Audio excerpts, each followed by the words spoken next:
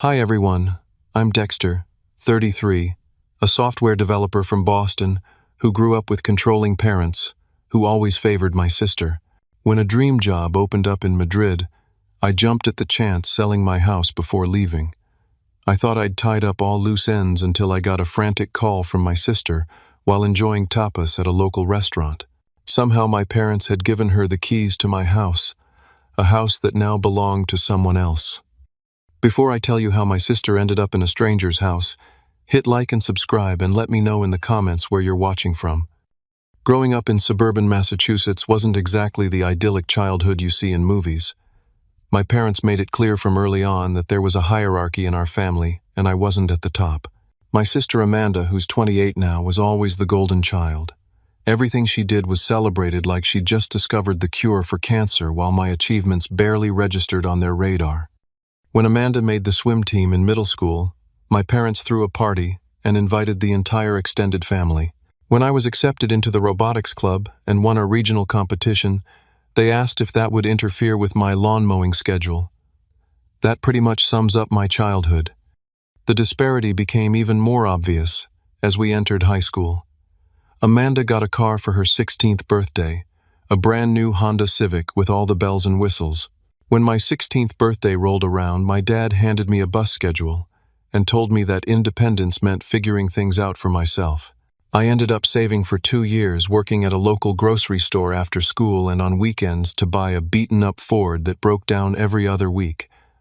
College was where the difference in treatment became impossible to ignore. My parents paid Amanda's full tuition at a private university, covered her apartment, and gave her a generous monthly allowance. They sat me down before senior year of high school and explained that they couldn't afford to help with college because they were saving for Amanda's graduate school. I remember my mother saying, "You're smart and resourceful, Dexter. You'll figure it out." And figure it out I did. I worked 3 jobs while maintaining a full course load at the state university. I was a teaching assistant in the computer science department, stocked shelves overnight at a 24-hour supermarket, and did freelance web development on the side. I graduated with honors and minimal debt entirely through my own efforts. My career in software development took off faster than I expected. I landed a good position at a tech company right out of college and climbed the ladder steadily.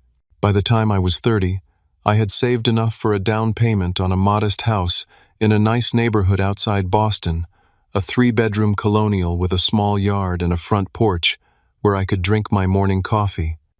Buying that house was a major milestone for me. It represented everything I had worked for: stability, independence, and proof that I could succeed without my parents' help. When I called to tell them about it, my father's first question was whether I'd gotten a good interest rate. My mother wondered aloud if it wasn't too much house for just one person.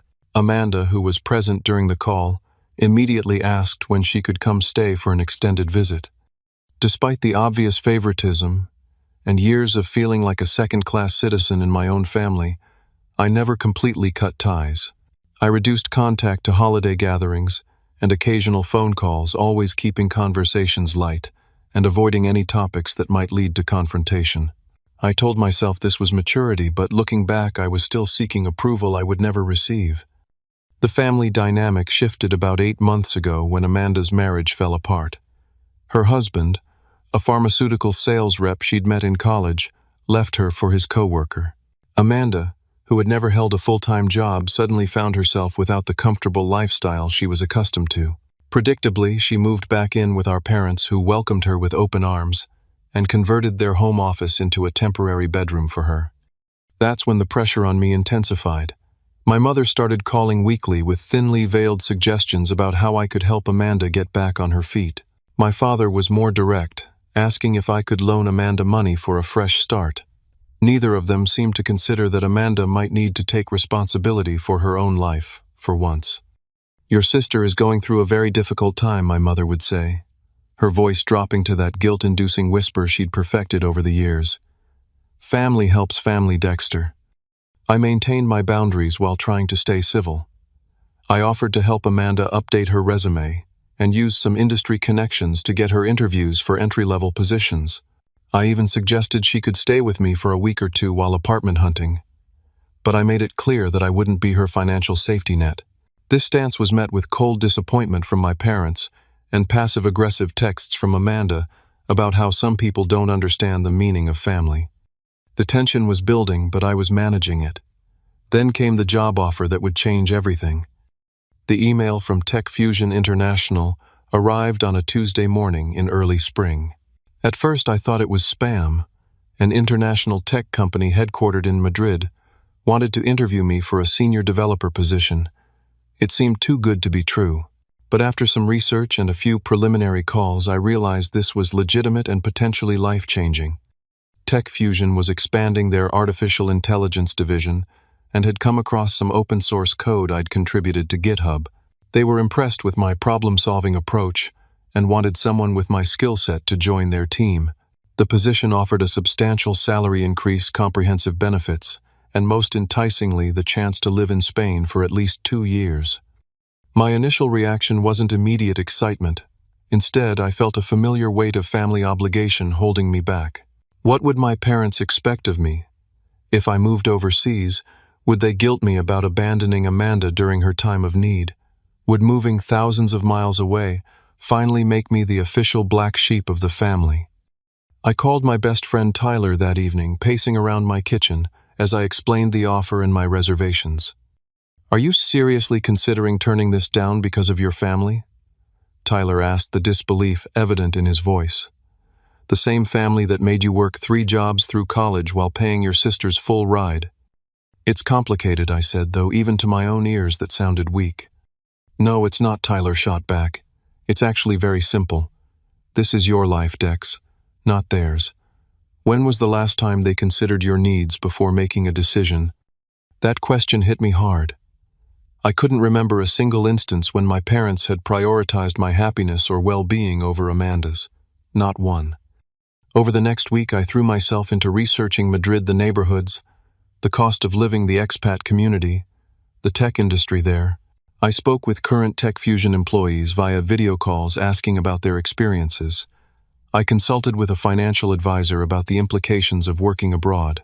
Every piece of information I gathered pushed me closer to saying yes. The final interview with Tech Fusion sealed the deal. The team was brilliant and welcoming. The projects they described were exactly the kind of challenging work I'd been craving, and they made it clear they valued work-life balance, something my current company only paid lip service to. When the official offer came through, I accepted it within 24 hours. I would start in Madrid in 6 weeks. Telling my family was exactly as difficult as I'd anticipated. I called my parents on a Sunday afternoon, hoping to catch them in a good mood after church. "Madrid, Spain," my mother repeated as if I'd said I was moving to Mars. "But why would you want to leave Boston? Everything you need is here." "This is a fantastic career opportunity, Mom," I explained, trying to keep the defensive tone out of my voice. "It's a significant promotion and a chance to work with cutting-edge technology." "What about your house?" my father interjected. "You can't just abandon property, Dexter. That's irresponsible." "I'm figuring that out," I said, which was true. I was weighing my options between selling and renting. There was a pause, and I heard muffled voices as my parents covered the phone to discuss privately. When they returned, my mother's voice had that saccharine quality that always preceded an unreasonable request. "You know, this could actually work out perfectly," she said. "Amanda has been struggling to find affordable housing since the divorce. She could house sit for you while you're gone. It would help both of you." I should have expected this, but it still took me by surprise. "No, that's not going to work," I said firmly. "I'm either going to sell the house or rent it through a property management company." "But why pay strangers when family could help?" my father demanded. "Amanda would take good care of the place." The same Amanda who had never paid a bill on time in her life, who had called me 6 months ago because she didn't know how to reset a circuit breaker, who had never lived independently without her parents or husband managing the practical aspects of life. That Amanda. "I've already made my decision," I said, surprised by how steady my voice remained. "This isn't up for discussion." The conversation deteriorated from there, with my parents suggesting I was being selfish and unreasonable. When Amanda called later that evening to echo their sentiments, and explain how perfect it would be for her to live in my house rent-free. I cut the conversation short and told her my decision was final. In the following days, I decided selling the house made the most sense. The Boston real estate market was hot, and I didn't want the hassle of being a landlord from overseas. I contacted a realtor who had helped a colleague sell his condo, and within days we had professional photos taken and the listing went live. To my surprise and relief, we received multiple offers within the first week, most above asking price. I accepted a clean offer with a quick closing timeline from a young couple who had been house hunting for months. They were flexible about the closing date, which aligned perfectly with my relocation plans. Throughout this process, I kept details vague when talking to my family. I told them I was handling the house situation and changed the subject whenever they pressed for specifics. I knew telling them I was selling would only create drama I didn't need while preparing for an international move. It wasn't dishonesty, I reasoned, just strategic information management. The weeks before my departure were a whirlwind of activity. I sold or donated furniture I wouldn't need, put important documents and sentimental items in storage, and worked with the closing attorney to ensure everything was in order for the sale. TechFusion arranged temporary housing for my first month in Madrid, giving me time to find a permanent place once I arrived. 2 weeks before my flight to Spain, I signed the closing documents and handed over the keys to the new owners, a milestone that felt both terrifying and liberating. The house that had represented my independence now represented my freedom to start a new chapter. I said nothing to my family about the sale. I simply told them I had resolved the house situation and was focused on my move. They seemed to assume I had worked out some arrangement with a property management company, and I didn't correct them. Maybe that was cowardly, but after years of family tension, I chose the path of least resistance. With my belongings either stored, shipped, or packed in the 2 suitcases I would take with me, I was ready for Madrid. I felt lighter than I had in years, unburdened by property, and temporarily at least the weight of family expectations. Stepping off the plane at Madrid Barajas Airport felt like entering another dimension. The air smelled different, the lights seemed brighter, and the rapid-fire Spanish announcements over the PA system made it clear I wasn't in Massachusetts anymore. For the first time in my adult life, I was completely untethered from my past and the roles I'd been assigned by my family. The company had arranged for a driver to meet me at the airport. He held a sign with Senor Dexter Reynolds, written in bold letters, a small detail that made me smile. I wasn't just Dexter Amanda's less important brother, or the dutiful son who never quite measured up. Here I was, Senor Reynolds, the new senior developer from America, who had been specifically recruited for his expertise. My temporary apartment was in Chamberí, a residential neighborhood that balanced local authenticity with enough amenities to help an American adjust to Spanish life. The company had stocked the refrigerator with essentials and left a welcome basket with Spanish wine, olive oil, and a guidebook to Madrid. A handwritten note invited me to a team dinner the following evening. This level of thoughtfulness was foreign to me after years of feeling like an afterthought in my own family. That first night, jet-lagged but too excited to sleep, I sat on the small balcony overlooking the street. Below me, Madrid pulsed with life, even at 11 at night. People strolled unhurriedly, stopping to chat with neighbors. The sounds of laughter and conversation floated up to my perch. I sipped the welcome wine and felt something unfamiliar settle into my chest. Possibility.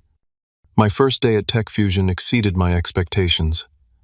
The office was in a renovated historic building with modern interiors, exposed brick walls alongside cutting-edge technology. My team consisted of developers from Spain, Germany, India, and Brazil, creating a rich mixture of perspectives and approaches to problem-solving. My manager, Elena, spent 2 hours introducing me to the team and outlining the projects I'd be working on. When she asked if I had any questions, I mentioned I was looking for a more permanent apartment. "We usually have lunch as a team on Fridays," she said. "But today is special because you're joining us. Everyone can give you advice about neighborhoods during lunch." That lunch lasted nearly 2 hours with animated debates about the best areas of Madrid for a single American in his 30s. Javier insisted that Malasaña was the only place to experience Madrid's true culture. Sofia countered that Salamanca would be more comfortable for someone still adjusting to Spanish life. Miguel suggested Retiro for its proximity to the famous park. No one rushed back to their desks, and Elena seemed to encourage the extended break. This was my first taste of the Spanish approach to work-life balance, productive intensity, during work hours but with space for connection and enjoyment. Over the next 2 weeks, I fell into a rhythm that felt both exciting and comforting. Mornings began with strong coffee at a cafe near my apartment, where the barista quickly learned my order and started preparing it when I walked in.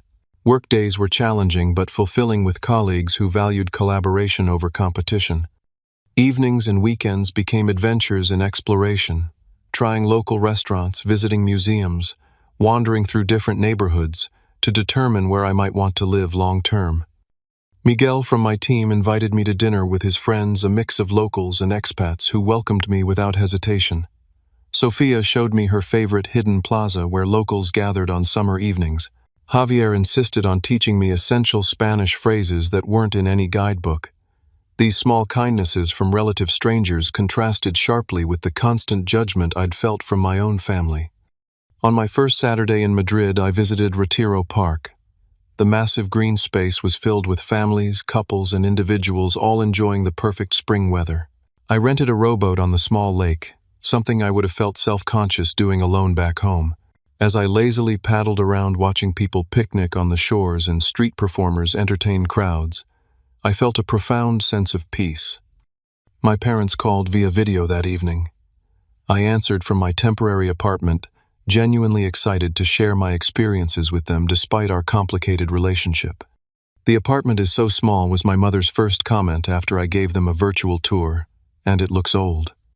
"It's just temporary," I explained. "And it's actually in a historic building from the 1800s, which is why it has these amazing details." I pointed to the ornate molding on the ceiling.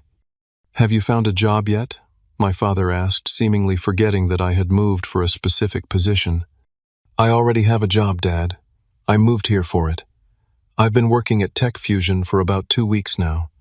"Well, how long do you think this phase will last?" my mother asked, her tone suggesting she was humoring a child's fleeting interest. "It's not a phase, Mom. It's a minimum 2-year contract, and if things go well, I might stay longer." The conversation continued in this vein, with my parents showing little interest in my new life, unless it related somehow to when I'd returned to Boston or how this affected Amanda. They didn't ask about my work, my colleagues, or my impressions of Madrid. When Amanda joined the call briefly, she immediately complained about a job interview that hadn't gone well, shifting the focus to her struggles. After hanging up, I sat on my balcony again, watching the lively street below. The contrast between my family's narrow focus and the expansive world I was discovering couldn't have been clearer. For the first time, I could see how their constant disapproval had shaped my self-perception. Here, 3,000 miles away, that fog was beginning to lift. The following weekend, I explored potential neighborhoods for a permanent apartment. Retiro had captured my heart with its proximity to the massive park, good transportation connections, and mix of traditional and modern elements. I contacted a rental agent who specialized in helping expatriates and arranged to see several apartments the following week. During a team lunch, I mentioned my plans to find a permanent place. "So you're really staying," Sofia said, not as a question but as an observation. "That's the plan," I replied. "I'm actually looking at apartments in Retiro." "Good choice," Javier approved. "Not too touristy but still central." "Will your family visit you here?" Elena asked casually. The question caught me off guard. The thought of my parents navigating Madrid's vibrant chaos, or Amanda complaining about the lack of American conveniences, seemed absurd. "I doubt it," I said honestly. "They're not big on international travel." "Then we will be your Madrid family," Elena declared, raising her glass in a toast that everyone joined. Family. The word had always carried such weight and complication for me, but here it was being offered freely without conditions or comparisons. As I clinked my glass with my new colleagues, I realized I was beginning to envision a long-term future in Spain, not just professionally, but personally. A future where I could define myself on my own terms, not in relation to Amanda or my parents' expectations. That night, I video called Tyler to share my experiences. "You sound different," he said after I'd been talking for several minutes. "Different? How?" Lighter, happier, like you can finally breathe. I realized he was right. The geographic distance from my family had created emotional space I desperately needed. For the first time, I was living my life instead of reacting to their expectations and disappointments. As I prepared for bed that night, I looked at the map of Madrid neighborhoods I'd been studying. Tomorrow, I would see more apartments, continue exploring my new city, and take another step toward making this new life permanent. The thought filled me with anticipation rather than anxiety. I was 3,000 miles and an ocean away from the weight of family history, and I was beginning to realize that was exactly where I needed to be. The call came on a Wednesday evening, exactly 17 days after I'd arrived in Madrid. I was sitting at an outdoor table at a small restaurant in Plaza Santa Ana, savoring a plate of patatas bravas and watching the sunset paint the buildings in golden light. The waiter had just brought a glass of local red wine when my phone lit up with Amanda's name. My first instinct was to ignore it. It was nearly midnight in Boston, and calls from Amanda rarely brought anything positive. But something, curiosity perhaps, or the lingering sense of family obligation, made me answer. "Hello? Dexter." "Oh my God, Dexter." Amanda's voice was high-pitched and breathless. In the background, I could hear other voices, at least two people speaking in tense tones. "Amanda, what's going on?" I took a sip of wine, already anticipating some manufactured crisis. "Why didn't you tell me you sold the house?" she demanded, her voice a mixture of panic and accusation. "I'm standing in your living room with the new owners right now, and they're threatening to call the police." The wine I'd just sipped nearly came back up. "You're what? Why are you in my old house?" "Mom and Dad gave me your spare keys. They said I could stay here while looking for an apartment. I've been moving my things in all day. And then these people showed up claiming they own the place." The pieces clicked together in my mind with nauseating clarity. My parents had somehow gotten hold of my spare keys, probably from the set I'd given them years ago for emergencies, and had given them to Amanda without even asking me. They had assumed I would keep the house vacant during my time in Madrid, despite my explicit statement that I wouldn't let Amanda stay there. "Amanda, I sold that house before I left for Spain. I told everyone I had handled the housing situation." "You never said you were selling it," she shrieked. "Why would you do that without telling us? Where am I supposed to live now?" I took a deep breath, keenly aware that the nearby diners were glancing at me with concern. "Amanda, please put me on speaker so I can talk to the owners." There was shuffling, and then a man's voice came through, tense but controlled. "This is Ryan Cooper. My wife and I bought this house 2 weeks ago. We came home from dinner to find a stranger in our house, claiming to be the owner's sister." "Mr. Cooper, I am so sorry about this," I said, my cheeks burning with embarrassment despite being an ocean away. "There's been a terrible misunderstanding. I'm Dexter Reynolds, the previous owner. My sister was apparently given keys without my knowledge. I can assure you I had no idea this was happening. She's moved furniture into our guest bedroom," a woman's voice interjected, presumably Mrs. Cooper, "and she's rearranged our living room." "I thought it was still Dexter's house," Amanda protested in the background. "Mom and Dad said it would be fine." "I'll pay for any damages," I said quickly, "and I'll make sure my sister leaves immediately. Again, I am incredibly sorry for this invasion of your home." As I was speaking, another call beeped in my parents. "Mr. and Mrs. Cooper, my parents are calling right now. Let me speak with them and sort this out. Can I call you back in 5 minutes?" I switched to my parents' call, moving away from my half-eaten dinner to find a quieter spot near the edge of the plaza. "Dexter, what on earth is going on?" My mother's voice carried that familiar note of disapproval. "Amanda just called us hysterical, saying you sold the house without telling anyone." "I did sell the house," I confirmed, trying to keep my voice steady. "I told you all that I had handled the housing situation before leaving. What I want to know is why you gave Amanda my keys without even asking me. We assumed you'd want to help your sister my father cut in. She needed a place to stay, and you had an empty house. It was the logical solution. It wasn't your decision to make," I said, feeling my calm facade beginning to crack. "And the house wasn't empty. It belongs to a new family now. Amanda broke into their home." She used a key, my mother protested. That's hardly breaking in. A key she shouldn't have had to a house that isn't mine anymore. Dad, she could be arrested for this. There was a pause, and I could almost see them exchanging looks over the phone. You need to fix this, Dexter, my father finally said, his voice hardening. Buy the house back if you have to. Your sister needs a place to live. The absurdity of this demand momentarily left me speechless. When I found my voice again, it was surprisingly steady. I'm not buying back the house. Amanda needs to gather her things and leave the Coopers' home immediately. I'll arrange for a hotel for her tonight. This is so typical of you, my mother sighed dramatically. Always thinking of yourself first. If you had just told us you were selling. I am a 33-year-old adult, I interrupted. I don't need permission or approval to sell my own property. Now, I need to call the Coopers back and try to prevent them from pressing charges against Amanda. I ended the call before they could respond and immediately dialed the number Ryan Cooper had used to call me. When he answered, I could hear Amanda in the background still arguing with Mrs. Cooper. Mr. Cooper, I've spoken with my parents.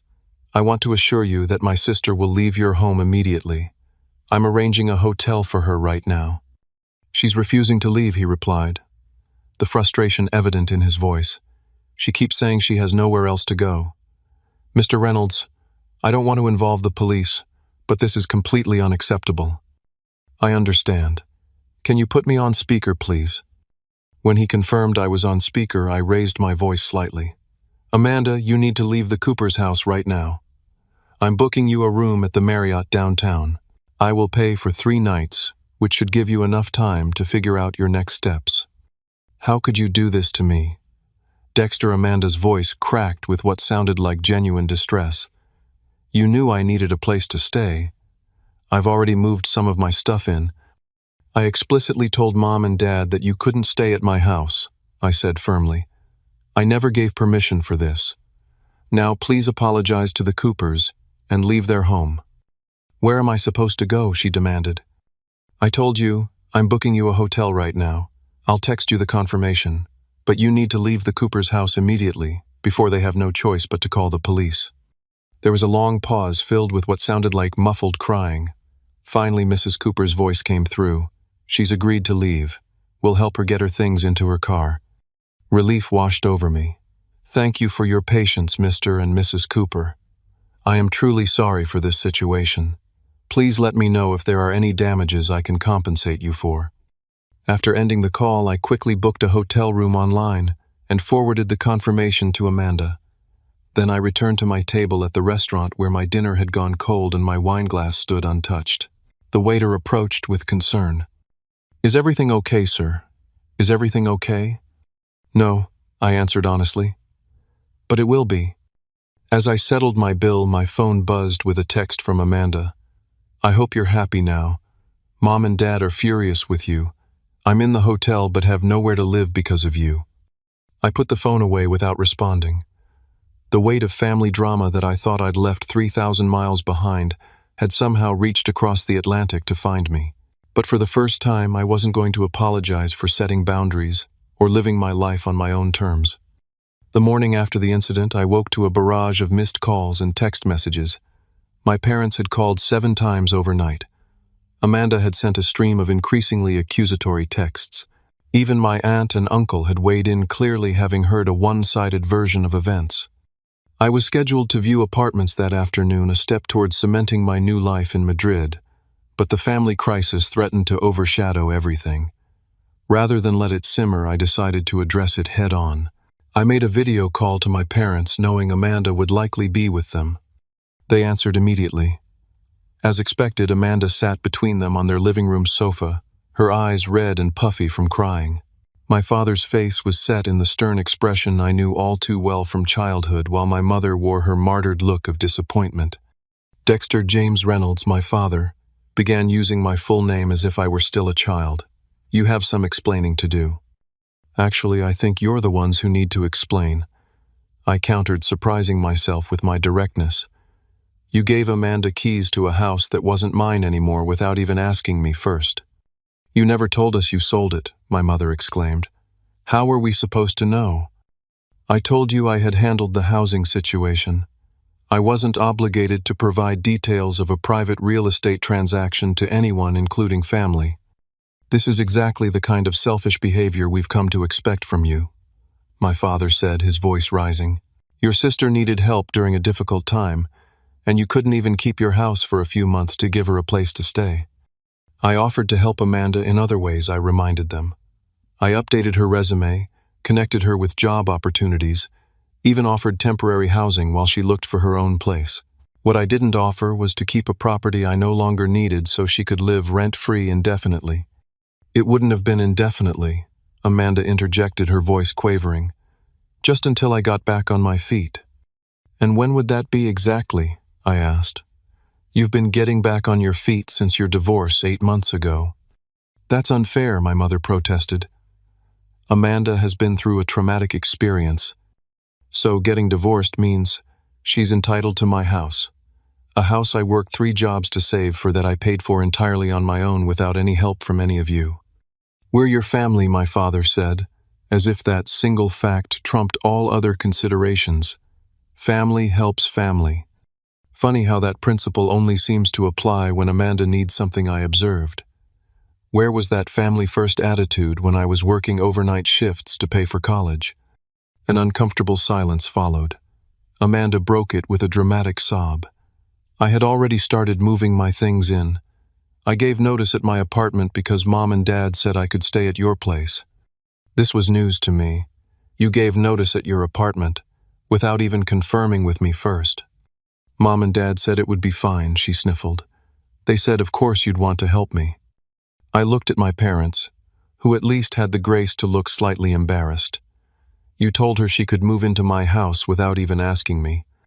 We assumed you'd be keeping it, my father said defensively. It made no sense to sell a perfectly good house for a temporary job overseas. This isn't a temporary job, I said for what felt like the 100th time. This is a career move, potentially a permanent one. And even if it were temporary, the house was mine to sell. Well, you need to fix this, my mother declared. Amanda has nowhere to live now because of your impulsive decision. My decision to sell my own property wasn't impulsive, and Amanda has the same options anyone else would have. She can find an apartment, stay with friends, or continue living with you. Our house isn't set up for long-term guests, my father objected. Neither was mine, I pointed out. Yet you had no problem volunteering it. This conversation isn't productive, my mother interjected. The fact is, Amanda needs a place to live, and you're in a position to help. Can't you talk to the people who bought your house? Offer to buy it back? You're making good money at this new job, aren't you? The suggestion was so outlandish that I almost laughed. I'm not buying back the house. The Coopers are a young family who were thrilled to find their first home. I'm not going to upend their lives because you all made assumptions about my property. Then what do you suggest? My father demanded. I suggest Amanda take the hotel time I've paid for to find her own apartment. I suggest you both stop making promises on my behalf. And I suggest we all acknowledge that I'm an adult who gets to make his own decisions without family approval. Amanda burst into fresh tears. You've always been so selfish, Dexter. You know I can't afford an apartment in this market with my part-time job. Then get a full-time job, I said simply, like most adults have to do. How dare you, my mother gasped. Amanda has been through enough without your callous attitude. I'm not being callous, I'm being realistic. And honestly, I'm tired of being made to feel like the bad guy for having boundaries. My father leaned forward, his expression darkening. If this is how you treat family, perhaps you should reconsider what family means to you, Dexter. Your sister needs help, and you're turning your back on her from 3,000 miles away. I'm not turning my back on anyone. I've offered reasonable help. What I'm not offering is to upend my life and finances to solve a problem Amanda created for herself with your encouragement. Well, if that's your attitude, maybe we should reconsider our relationship, my father said coldly. I won't have a son who abandons his sister in her time of need. In the past, this threat would have devastated me, the ultimate parental disapproval I'd spent my life trying to avoid. But sitting in my Madrid apartment, looking at their angry faces on my screen, I realized something profound. Their disapproval no longer held power over me. If that's how you feel, I respect your decision, I said calmly. But I stand by mine. My mother looked shocked, clearly having expected me to cave under the threat of family estrangement. Amanda's tears stopped abruptly, as she realized her usual tactics weren't working. "You don't mean that?" my mother said uncertainly. "Family is everything, Dexter. Family should be supportive, not manipulative," I replied. "I've spent my entire life trying to earn approval that never came. I'm done with that now." "So you're choosing your fancy European life over your own sister," Amanda accused. "I'm choosing healthy boundaries over endless emotional manipulation," I corrected her. "And I'm choosing to live my life on my own terms, not as a supporting character in the Amanda show." "This discussion is over," my father declared, reaching for the end call button. "When you come to your senses and remember what family means, you can call us." The screen went black before I could respond. I sat in silence for a moment, waiting for the familiar wave of guilt and anxiety that usually followed confrontations with my family.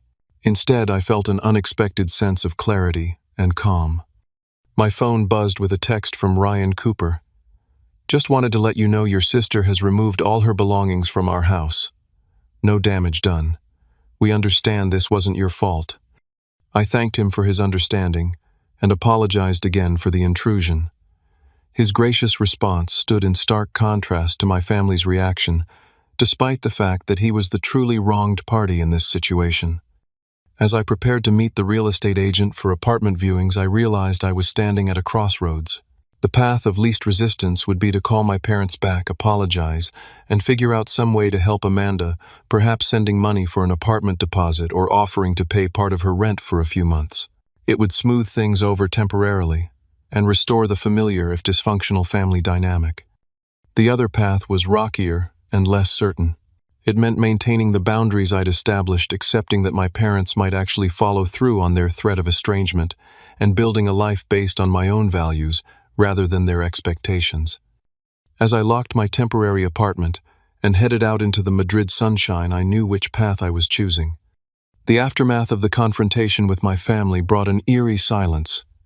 For 3 days, no calls, no texts, no emails, a stark contrast to the barrage that had preceded it. In that silence, life in Madrid continued.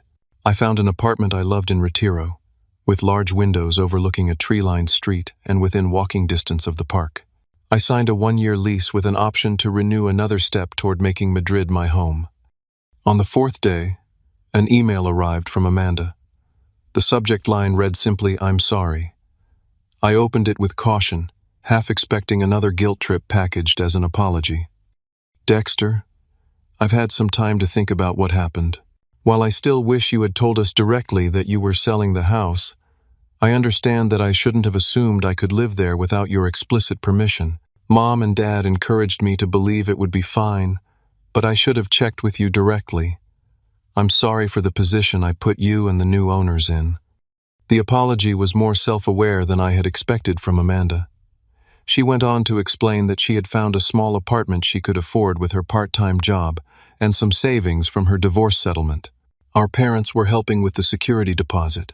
The tone was civil, even somewhat mature, though she couldn't resist, adding that she hoped I wouldn't abandon the family completely, just because of this misunderstanding. I responded with equal civility, congratulating her on finding an apartment and assuring her that I wasn't abandoning anyone, merely establishing healthy boundaries. I concluded by expressing hope that we could move forward with a more balanced relationship based on mutual respect. Her reply came quickly. "I think I understand. I've been doing some thinking about how things have always been between us. I never realized how different our experiences were growing up. Maybe we can talk about it sometime." This unexpected opening surprised me. For the first time, Amanda seemed to be acknowledging the family dynamic that had shaped both our lives in such different ways. I agreed that a conversation might be valuable, suggesting we give it some time first to let tensions settle. My parents were less quick to reconcile. A week after the confrontation, my mother sent a text that managed to be both an olive branch and a guilt trip. "We miss hearing from you. Hope your job is going well. Amanda has found a little apartment, no thanks to your help, but she's managing. Call when you can." I chose to focus on the positive elements of the message, responding that I was glad to hear about Amanda's apartment, and that yes, the job was going extremely well. I attached a few photos of Madrid landmarks I'd visited, extending my own subtle olive branch, without apologizing for standing my ground. 2 days later, my father called. The conversation was strained but civil. He didn't mention our argument directly, focusing instead on neutral topics like the weather in Boston and a baseball game he'd attended. Near the end of the call, he cleared his throat in the way he always did before saying something difficult. "Your mother and I have been talking," he began. "We may have overreacted about the house situation. We should have asked you before telling Amanda she could stay there." Coming from my father, this qualified as a significant apology. I accepted it for what it was without pressing for more or offering unnecessary apologies of my own. "I appreciate that, Dad. I hope we can move forward with better communication." "That seems reasonable," he agreed, his tone suggesting this was as far as he was willing to go. "So tell me more about this Madrid job. Is it really something that could be permanent?" It wasn't a full reconciliation, but it was a start. Over the following weeks, communication with my family slowly resumed, though with a different quality than before. I was more direct about my boundaries, and they were somewhat grudgingly more respectful of them. Amanda and I had several conversations about our childhood and the family dynamics that had shaped us both. While she didn't fully acknowledge the preferential treatment she'd received, she did admit that our parents had created an unhealthy dependency in her that she was now struggling to overcome. Meanwhile, my life in Madrid flourished. I settled into my new apartment, decorating it with local art and furniture that reflected the city's blend of traditional and modern aesthetics. My Spanish improved from rudimentary to conversational, allowing me to navigate daily life with increasing confidence. At work, I took on leadership of a key project, earning recognition from senior management.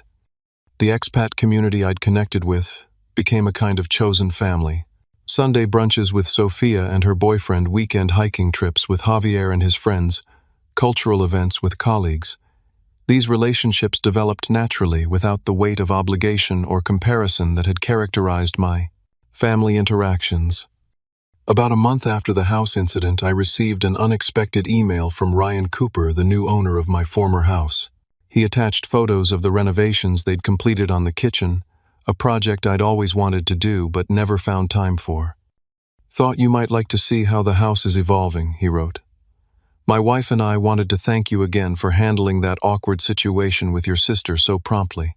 We understand family complications and appreciated your professionalism. If you're ever back in Boston and want to see how we've made the place our own, you'd be welcome for dinner." This simple gesture of goodwill from someone who had every right to be angry touched me deeply. I thanked him for the photos and the invitation, promising to take them up on it if I found myself back in Boston. As spring turned to summer in Madrid, I realized I hadn't thought about my family's approval in weeks.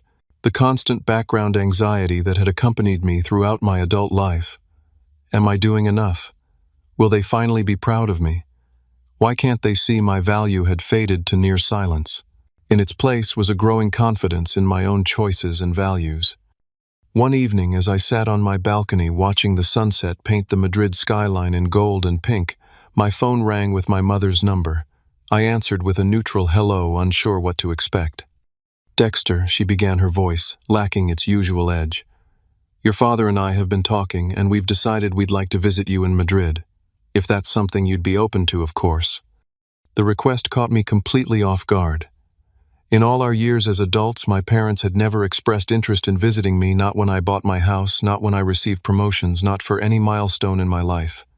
"You want to come to Madrid?" I repeated, buying time to process the request. "Yes," she said, sounding uncharacteristically uncertain.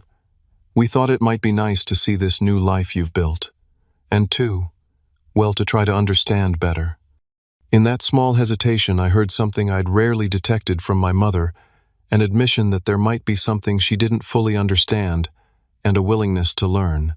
It wasn't a complete transformation, but it was a start. "I'd like that," I said honestly. "Madrid is beautiful in the fall. The tourist crowds are gone, and the weather is perfect. Then we'll look at flights for September," she said, relief evident in her voice. "And Dexter, thank you.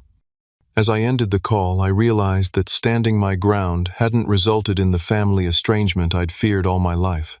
Instead, it had created space for a potentially healthier relationship, one based on mutual respect, rather than obligation and comparison. I didn't harbor illusions that one visit would transform decades of family dynamics, but it was a step in a new direction. The Madrid sun dipped below the horizon, bathing my balcony in twilight.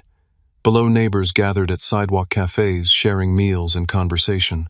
In this moment, 3,000 miles from where I began, I felt something I'd been chasing my entire life. The quiet certainty that I was exactly where I was supposed to be living, a life of my own choosing. 6 months have passed since that fateful evening when Amanda found herself in a stranger's house. 6 months of building a new life in Madrid, while negotiating a new relationship with my family from across an ocean. It hasn't been a straight line from chaos to resolution. Real life rarely works that way, but the journey has taught me lessons I never expected to learn at 33. Amanda found her footing more quickly than any of us anticipated. The small apartment she initially rented as an emergency measure has become a home she takes pride in. She got a full-time position as an administrative assistant at a local community college, her first sustained employment since before her marriage. We video chat every few weeks, and I've noticed a gradual shift in her demeanor. Less entitlement, more self-reliance. She recently mentioned she's started therapy to address her dependency patterns, a step I quietly celebrated. My parents visited Madrid in September as planned. The 4-day visit had tense moments, particularly when my mother compared everything unfavorably to Boston, but there were breakthroughs too. My father expressed genuine interest in my work, asking questions that showed he was truly listening to my explanations. My mother, after initially complaining about the strange food, found herself enchanted by a small family-run restaurant in my neighborhood, even requesting recipes from the owner's daughter who spoke some English. On their last evening, as we shared a bottle of wine on my balcony, my father cleared his throat in his characteristic way. "You seem settled here," he observed. "More so than you ever did back home." "I am," I confirmed. "Madrid suits me." "We didn't always make things easy for you growing up," he continued, surprising me with this acknowledgement. "Your mother and I had certain expectations, and when you and Amanda responded differently to them, you favored the response that was easier to understand," I finished for him. He nodded slowly. "It wasn't fair. We're beginning to see that now." It wasn't a complete apology or a full reckoning with the past, but from my father it was significant. When they left the next morning, our goodbyes held a warmth that had been absent from our relationship for years. The incident with the house keys became a turning point in more ways than one. It forced a confrontation that had been brewing for decades, lancing a wound that needed air to heal. The initial pain and chaos gave way to clearer boundaries and more honest communication. I no longer walk on eggshells around my family, and they no longer presume to make decisions on my behalf. My life in Madrid has exceeded all expectations. Tech Fusion promoted me to lead a new AI ethics initiative, a role that combines technical skills with the philosophical questions that have always fascinated me. I've become fluent enough in Spanish to navigate daily life with confidence, though I still stumble through complex conversations.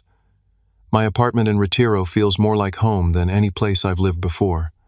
The friendships I've made here have deepened into something that feels like family chosen, family based on mutual respect and genuine connection, rather than obligation. Sophia and her boyfriend have become my regular Sunday brunch companions.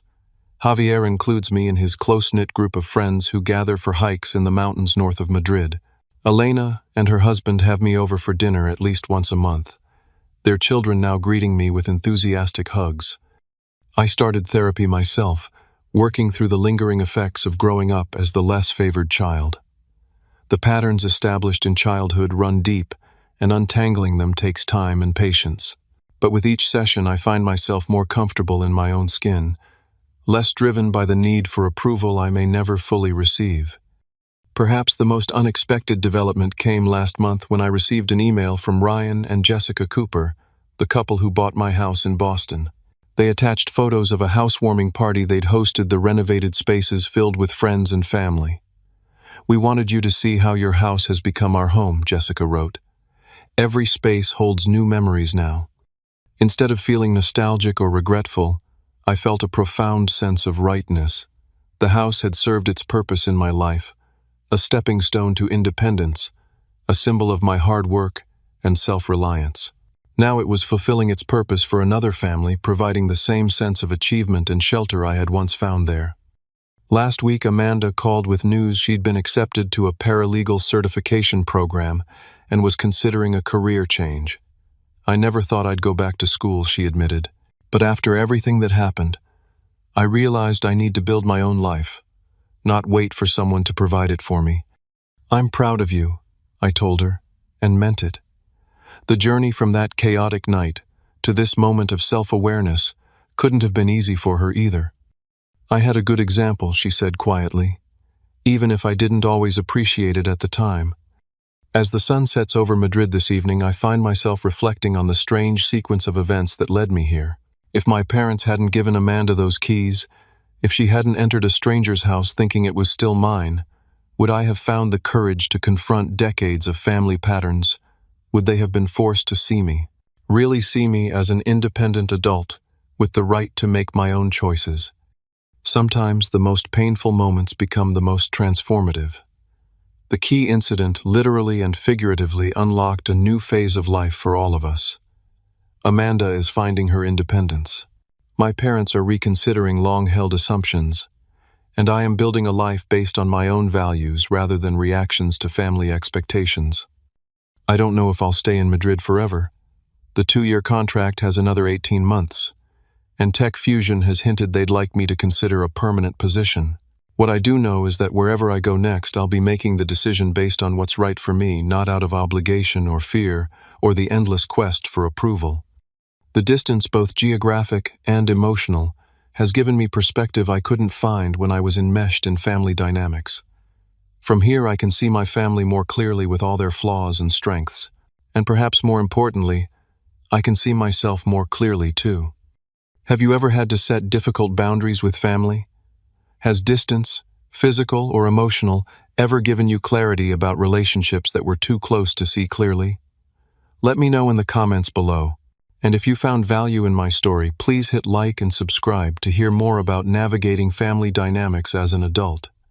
If you know someone struggling with similar family patterns, share this video with them. Sometimes knowing we're not alone in these challenges makes them easier to face. Thank you for listening, and remember, sometimes the keys we think open doors to our past actually unlock pathways to our future.